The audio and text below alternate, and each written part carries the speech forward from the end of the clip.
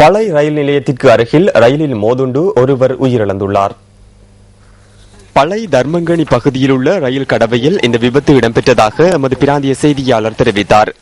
இந்த விபத்து இன்று காலை 5:30 அளவில் இடம்பெற்றுள்ளதாக போலீசார் தெரிவித்தனர். ரயில் கடவையில் பணியாற்றும் ஒருவரே இவ்வாறு உயிரிழந்துள்ளார். இந்த விபத்தில் பளை இத்தாவில் பகுதியில் வசிக்கும் ஒரு பிள்ளையின் தந்தையான தங்கராசா சரத்குமார் என்பவரே இவ்வாறு உயிரிழந்துள்ளார். விபத்து தொடர்பான மேலதிக விசாரணைகளை பளை போலீசார் முன்னெடுத்து வருகின்றனர்.